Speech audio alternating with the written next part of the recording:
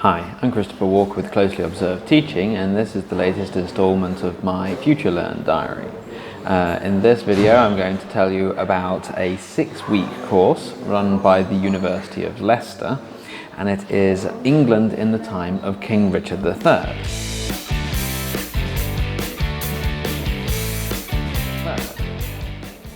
So, the course itself was mostly about the history of the period in which Richard III was alive and was king. This was a period dominated by the War of the Roses. Now, most of what I knew about King Richard III, I gleaned from Shakespeare and things like that. You know, he was cast as a villain, a hunchbacked, kind of evil sort of person. And this course does a lot to kind of rectify him, or to rehabilitate his character, to suggest that maybe things were a little bit more complicated than that. The structure was really good in that the first and the last weeks were about King Richard III, but the rest of it seemed to be more about the history of that period. So we learnt about life in those days, how people dealt with death, what sort of things people ate, the work they did. So it was a really good grounding in life in general in the 15th century. The University of Leicester is connected with the life of King Richard III because scientists and archaeologists from the university were part of the team, or were the team, that discovered the remains of King Richard III in a friary in Leicester, quite close to the town centre. There was a big kind of reinterment ceremony a few years ago that attracted huge crowds, and it brought a lot of attention to Leicester. And it is now kind of like the symbol of Leicester. It's the resting place of King Richard III, who died quite close in, was it Bosworth, I think?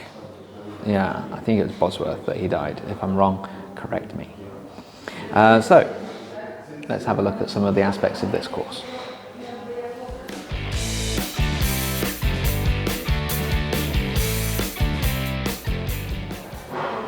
So first, level of difficulty. Well, the language can get challenging at times. There's a lot of detail that was put in there, and some of the terms are quite recondite, so they would need explaining to an EFL student. They wouldn't necessarily come from their own experience of the world.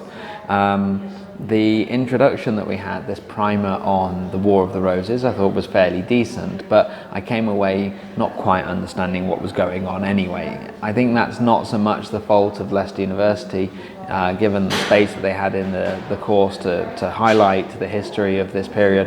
It was always going to be an uphill struggle for them, because it is a very difficult lineage. Let's say the line of succession complicates matters enormously, so that made it kind of difficult. However, for the majority of what we see in the course, you don't really need very much background knowledge, and you're taught a lot about life in medieval England.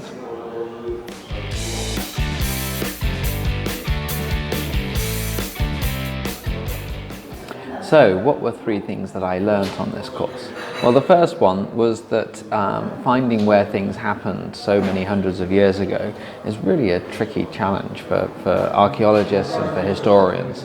There might have been written records of a particular battle, but these battle accounts lack specificity to a great extent. There might have been some maps drawn of the area, but the landscape's changed. So finding where things actually happened can be a difficult thing to do. Even if you dig in an area looking for evidence of a battle, for example, because so many of the kind of dead bodies from the battle would have been gone through, you know, all of their clothes taken, the boots, any jewellery, other little artifacts, these things would all have been taken, so there's very little evidence remaining. So it's difficult to find, for example, where King Richard III was actually killed in battle. The second thing that I found very interesting was the account of the early history of publishing.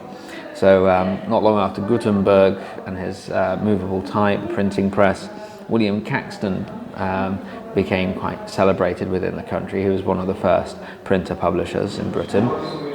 But the thing that interests me about this was that it's thanks to Caxton that we have some standardized spelling in the language. Before he started printing things, there would be multiple spelling versions of the same word. And we see this with Shakespeare as a good example. Shakespeare wrote his name like 8 or 9 different ways, and he never spelled it the same way when he signed his name.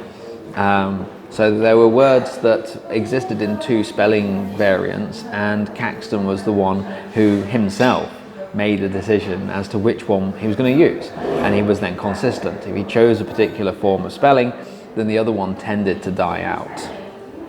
And then the third thing that I learned that I quite liked was a new expression, which was robber trenches.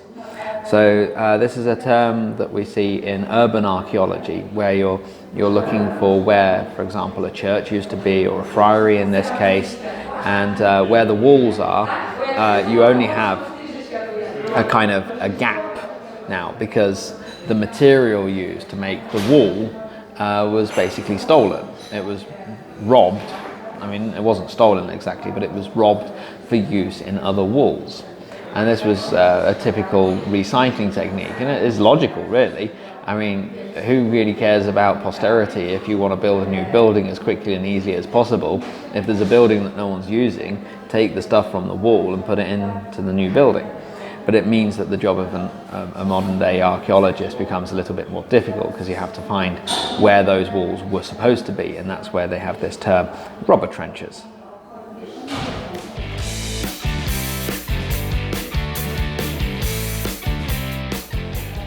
So for EFL teachers, is this course teachable?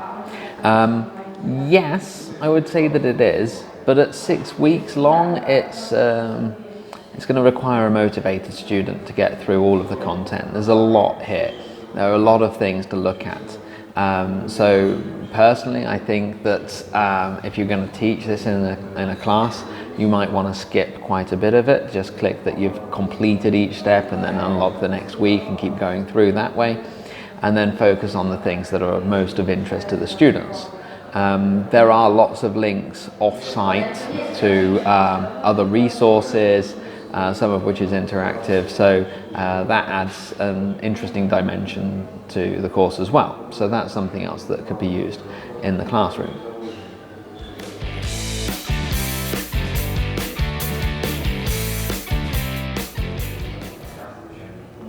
So what about the presentation, the videos, the articles, and the general sequencing of the course?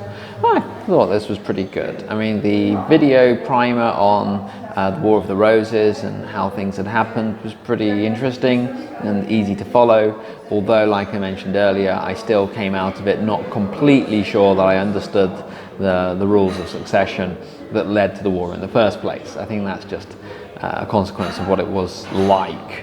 There was one weird thing though in the last week, the 6th week, where the way that FutureLearn works is that basically you chop up a subject into various steps and you go from step to step through that week. It seemed like the University of Leicester had made a very high quality video explaining the search for the body of King Richard III, interviews with the archaeologists and the scientists on site. This was all fascinating, but it looked very much like they'd made that video long before they made the FutureLearn course. And as a result, some of the videos end very abruptly, even mid-sentence. There are a few times where people in the discussion boards had said, oh, the video's kind of cut off. Well, it wasn't exactly cut off, it was more just that that's where it was edited to. So it was a little bit off-putting, I suppose you could say. But otherwise, I thought that it was really good. The articles were generally well written, so that it would be pretty easy for your students to follow. So I think that's all very positive.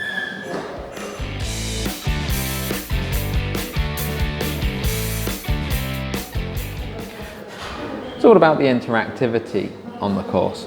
Well, the discussion boards were fairly active, but the problem here was that at the end of each step, the presenters of the course didn't really leave us anything to talk about. We were given some information, we were told about a certain aspect of medieval history, and it was all very interesting, but then there was nothing.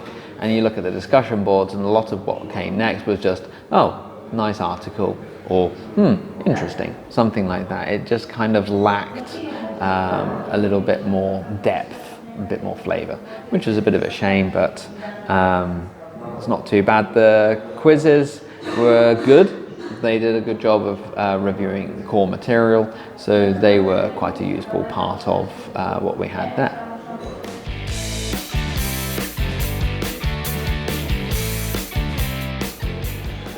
Okay, and that brings me on to my final grade. For me personally, I enjoyed the course. I found it a little bit heavy going at times, and it would have been nice to have had more chance for discussion if there'd been questions on more of the steps so that I could have interacted with the other course participants. That'd have been nice.